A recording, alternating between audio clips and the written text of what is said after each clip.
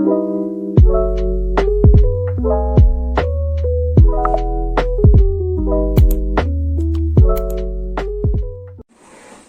good morning everyone. Ma'am, so now sinupamda another vlog mo pudura la ma'am. Ay huji lesson na loire. Kahit chatu na have si ma'am simsu khangning ang wani nata. Ano ma'am ay se huji keno da chatu ini aba akhoi gi sama catering hai de khangi dana ko ma'am na su khangna ra bani huji ti sama catering hai na Montapur gi ni haba ko man akhoi YouTuber khara chak kauri ya bani ko ada chak ko basiga akhoi su hai de YouTuber ati su la am gadi ma'am adoga akhoi se chat kya hai na ready oina loire ado sama catering na chak ko base ma'am ata kamai tawi YouTuber ati su ma'am la am gani hai bani ko ado kai tawi kamai tawi hai da ado ma'am da dum yeng halake ado ma'am da janghan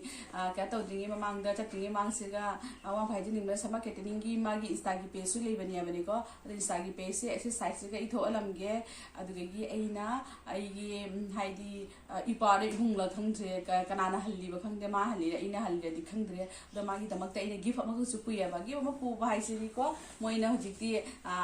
catering to ba chapa matam da moi di khudei ki ka se laga kya ta serve to idena ko kya ta na ko ta na ado di di magi ina ne asi gi khudei se ma pu bi bani ba mugai khudei se ma ado ni ma'am sumai di pure jama so ba di pudre ado ma'am ata kamai tawi kai tawi hai do ado ma'am simple laga kamai enjoy tawi hai do ma'am da dum jenghalake ado ma'am ai huji thok na wa tawrege ko mathang akum thengnasi ma'am ko huji jum degi thokle sa yam kana sai yum degi thokle ado huji akhoi se kana thokde ba kari hai nuporom degi oiraga lai bani ko nuporom degi oiraga lai ado huji asa ko lena chalani asa su ngai ram gani bani ko da asa ko lena na khun punna chalani atei di kana kana lagna mi ba lagna ri ba khangri a jawraga khangani ado ma'am dum yenghalake this stand no this stand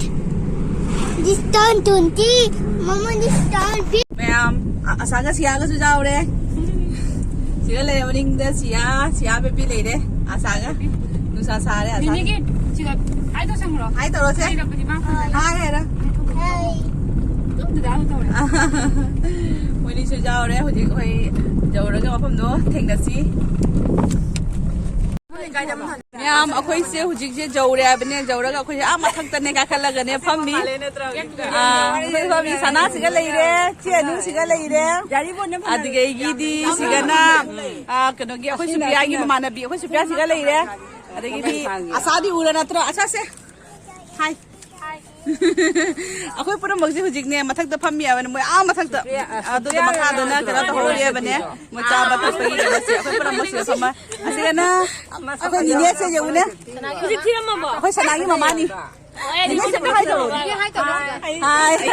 sanagi mama ni se sanai di am ngan na thunga re jari bon de gi ne di ngan na thunga re akhoi na nak pa de lai thok pa hai do akhoi na khat thi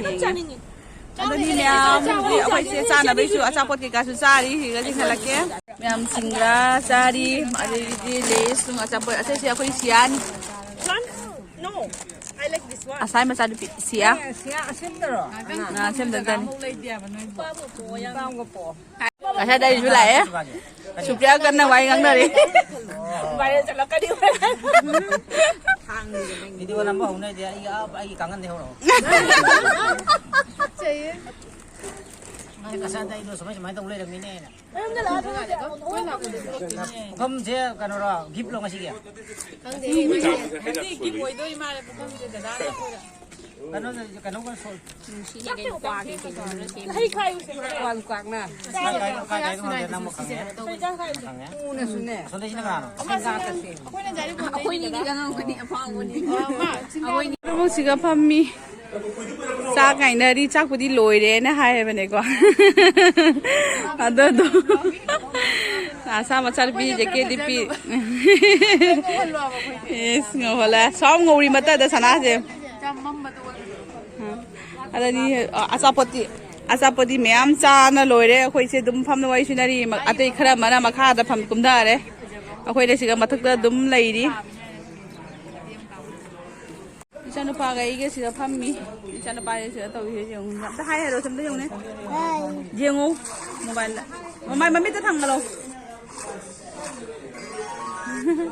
ꯑꯩꯈꯣꯏ ꯁꯤꯒ ꯐꯝꯃꯤ ꯃꯈꯥꯗ ꯆꯥꯛ ꯂꯣꯏꯔꯦꯅ ꯍꯥꯏꯕ ꯉꯥꯏꯍꯥꯛ ꯂꯩꯔꯒꯗꯤ ꯆꯥꯕ ꯀꯨꯝꯊꯔꯅꯤ ꯍꯥꯏꯕꯅꯦꯀꯣ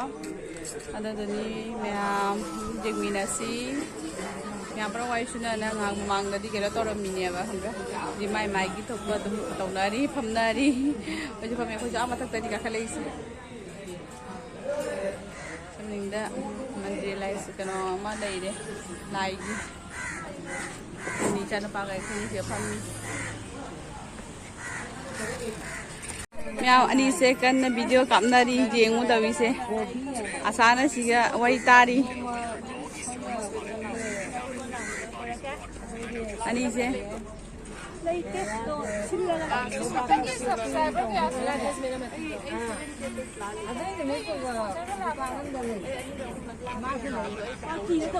ꯑꯁꯤꯒ ꯅꯤꯀꯦꯟ ꯍꯣꯏꯁꯨ ꯂꯥꯛꯑꯦ ꯍꯧꯖꯤꯛꯇ ꯂꯥꯛꯏ ꯂꯦꯞꯄꯒ ꯆꯥꯎꯒꯦ ꯅꯤꯀꯦꯟ ꯍꯣꯏ ꯂꯥꯛꯑꯦ ꯑꯗꯨ ꯁꯨꯔꯣꯏ ꯀꯩꯀꯥꯗꯤ ꯃꯈꯥꯗ ꯂꯩꯍꯧꯔꯤ ꯍꯥꯏꯕꯅꯦ ꯑꯗꯨꯗꯅꯤ ꯃꯌꯥꯝ ꯄꯨꯝꯅꯃꯛꯁꯦ ꯋꯥꯔꯤ ꯁꯨꯅ इस वो फोटो कापे दमक तक करना वही सुना रही हूँ जी तो ये जेंग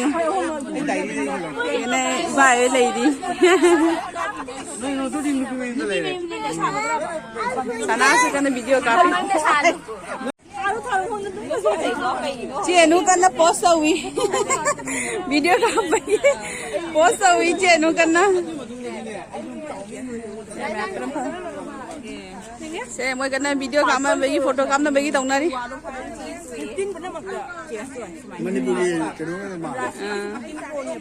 कैमरा से कने खरा ngौई ne nga le khoi camera से di mam mana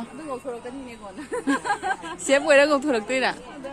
अखोय मैम से हौजिक चाक चाद्री चाक चाबा मतम यौरे कौरे ममागा सियागा से असागा से पुरा ममा मचा माली हाइग्रे सिया नुना सिगा लैरे सियागा ओए सुप्रिया सोम थोरौने भाब चादेने नोय लेबि मफमदो खरंग थोरौने फागी नतिने अदुने बा तम्बा ngamde ba इबाय होइसु चाकला मे हाय चे सुप्रिया चे जुलिया ngasi pachana kena lakjaraga ne ko angang no leramdre ijanpa honda jagare a leire du changaro se ui sige ui ma moi gi nanau sina lengman ngina je ware ngasi se phajadi phajai che ngasi ku pajama waso ngawraga jam phajai duga view se ji amudo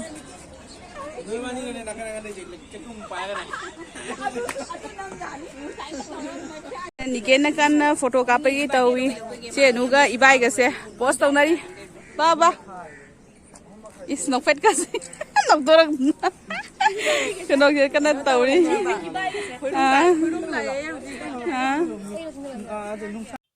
कोई नंगासी चिनाउसिंग चेचल कसारगी लाइरिबा कोई YouTuber Facebook page हांगबन चिंबा पुनमक्से कोई ngasi punminaraga sakang makhang naramdaba kaya ama laibase koi ngasi sakang makhang nabagi thorom maka koi punminadana adugumba tanja amaka longmina bani hariba tanja asi longmina basi hojik manipur da leiriba tangdu leita daba phibam mama leibasina maram moraga koina jamna harau tayamba kheba langba saksa hijanam basi koina tawbuda hajik nungai jade adum orama koi yamna ingna chikna koi pangthona chanaba honajai mayam da karem kathai tawba khotpa koi dugi atamna tawbuna chade tanja amakhak chingaga ikoina mapana thoki gadaba koi youtuber sing sinche sing su leibanina tanja amakhak mata sare haidana ikoina tarik amakha lepcharaga koina tawjabani video si ikoina thaga charak matamda yengbiriba sininaw jalai guru mayamna su ikoina saksa sak chaminarakpa sak sakom tang chaminarakpa matamda phagi jugai na singba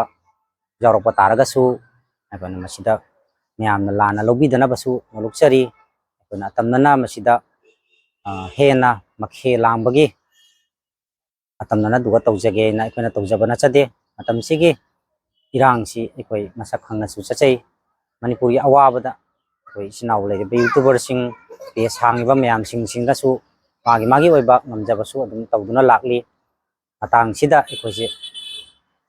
matang chade haiduna langba kheba koina soidana video सिगे मरक्ता करिगुम्बदा वाही वता सोइखिबा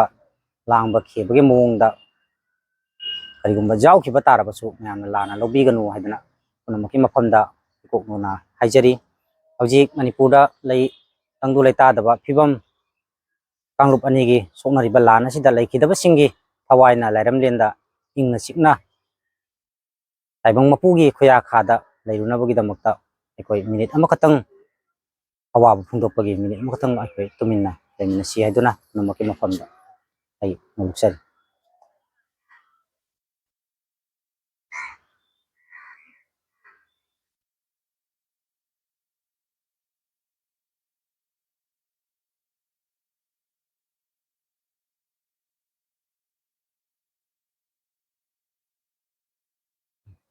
यार 이제는 그냥 수고모서 다들어미 너무 좋은 거. Ma'am हूँ सिगा लेरे चानबगी मथेल ma'am से तौरमे इलिसा थोंबा सरिंग थोंबा कनो इना में सिजाव इदा इगिदी मथेंदी मैम जामे सिगा ले दुके हंगे सेंगासिंग थोंबा इलिसा सरिंग थोंबा ये बताओ इधर मैम नी नंगे मैम पर मो कनो तोना दोरी चानबगी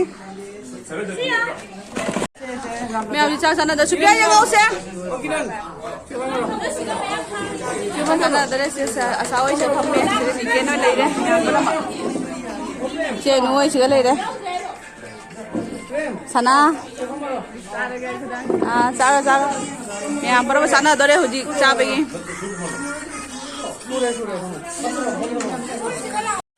Así fue que kulur kulur fue chat mina baita le kome am pullaga ai pun da base kui re aduna sina pesi jari bongi bmni andu ge di sana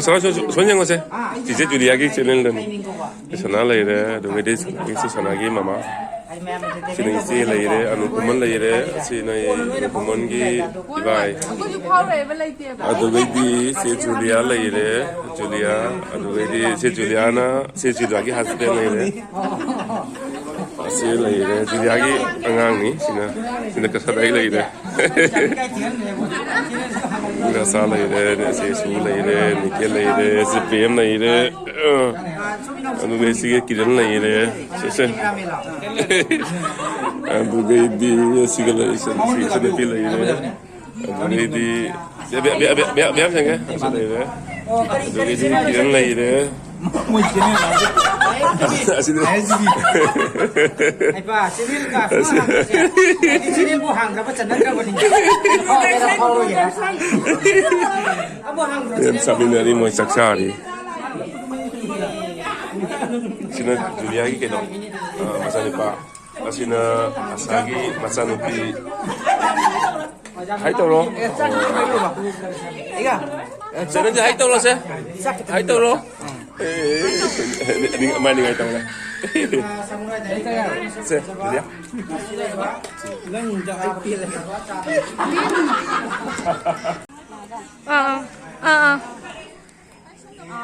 ma'am इन समा catering हाइबदो असिगा लेरेको नखोय हुजिसे Chaksa लोरगा इ केनो तौरिने बाहायनेबको मथेनसे क्याम जाम तौरमे हाइबदा इलिसा थोंबमा गासिन थोंबमा सरिंग अतोबि थोंबमा सरिंग अतोबि थोंबदि इ हिंजांसे बोले इगाय इगाय हाइरबि हावमनगिदना इरोमदसु खु अमा सादना हावबको मथेन हिंगे अमा अमन हेंदे अदुसु सरिंगसे इ याना तिना पामनिने एकदम हेंजना हावरे हाइर तारेको अदुदनि आइना हाइदि आइना फर्स्टदि खंगदबने इबुंगा इपारो ओइदुरा हाइरे दुम हाइबने को खै लेंगा ओइरमे अदुदनि आइनाने मंगनदा याफा मंगोल ओइनबि दमक्ता हाइदि अतिसु हेना कनो तौनबि दमक्ता ने जाम हाइजनिंगी म्याम दसु को म्याम जामना फातिना हावी म्यामना हाइदि समा कैटरिंग सेगा जहा लुहुंबगी इवेंट होसु आंग साउंबा जहा मा अखोइगी मितादि थिगि ओरसु को प्रमक तब जायबको अद मागी इंस्टागी पेजसु आइना इकनो सेगा हापसरुगे अद ma'am order tobview mangonda haiview adu puna makse phangani available oini akoina jumtegi thum machet ama bu puthokai mathau tade adumaina puna mamoida sinahraga amak mana puna tobini habane ko adu doni mya hujiti yamna suko me hujiti mang haidi sabra catering lerabani na mangonda order tawraga dum puna makse available oire hai tare ko adu doni mya ꯀꯩ ꯍꯥꯏꯅꯤ ꯑꯇꯩꯗꯤ ꯀꯩ ꯍꯥꯏꯅꯤ ꯈꯔ ꯊꯥꯒꯠꯅꯤꯡꯕ ꯉꯥꯛꯇ ꯍꯥꯏꯕꯁꯨ ꯌꯥꯝꯅ ꯍꯩꯇ꯭ꯔꯦ ꯑꯗꯨꯗꯣ ꯑꯩꯅꯅꯦ ꯀꯩ ꯇꯧꯅꯤ ꯍꯥꯏꯗꯤ ꯆꯥꯛ ꯀꯧꯔꯕꯅꯤꯅ ꯑꯗꯨꯗꯣ ꯑꯩꯅꯅꯦ ꯀꯩ ꯍꯥꯏꯅꯤ ꯑꯩ ꯏꯃꯥꯟꯅꯕ ꯍꯥꯏꯇꯥꯔꯦ ꯏꯃꯥꯟꯅꯕꯁꯤꯗꯃꯛꯇ ꯈꯨꯗꯣꯜ ꯄꯣꯠ ꯑꯃꯈꯛ ꯑꯗꯨꯝ ꯄꯨꯔꯛꯆꯔꯦ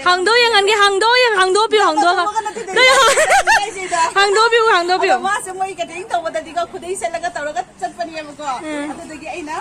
ꯃꯨꯒꯥ ꯈꯨꯗꯩ ꯑꯃꯈꯛ ꯄꯨꯕꯤꯔꯦ ꯋꯥꯎ ꯐꯖꯩ ꯀꯂꯔ ꯑꯁꯤꯗ ꯑꯗꯨꯝ ꯍꯥꯞꯆꯜꯂꯣ ꯑꯗꯨꯗꯤ ꯃꯌꯥꯝ ꯑꯩꯈꯣꯏ ꯆꯥ ꯊꯛꯅ ꯂꯣꯏꯔꯦ ꯄꯨꯝꯅꯃꯛ ꯍꯧꯖꯤꯛꯁꯦ ꯀ꯭ꯋꯥ ꯃꯇꯝ ꯑꯃ ꯆꯥꯔꯅꯤ ꯑꯗꯨꯗꯒꯤ ꯑꯇꯩ ꯑꯩꯈꯣꯏꯒꯤ ꯂꯩꯔꯤꯕ ꯃꯌꯥꯝꯁꯤꯡꯁꯤꯒ ꯑꯗꯨꯝ ꯋꯥꯔꯤ ꯁꯨꯅꯅ ꯀꯩꯅꯣ ꯇꯧꯔꯅꯤ ꯑꯗꯣ ꯌꯨꯝ ꯃꯈꯥ ꯇꯥꯅ ꯌꯦꯡꯃꯤꯟꯅꯁꯤꯀꯣ ꯌꯦꯡꯃꯤꯟꯅꯁꯦ 아, 양문이래.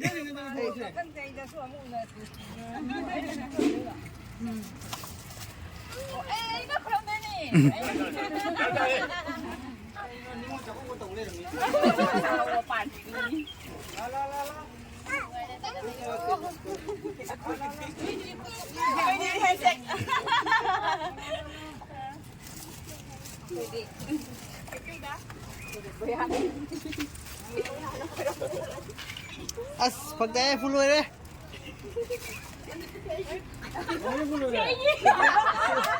ꯐꯨꯜ ꯑꯣꯏꯈ꯭ꯔꯦ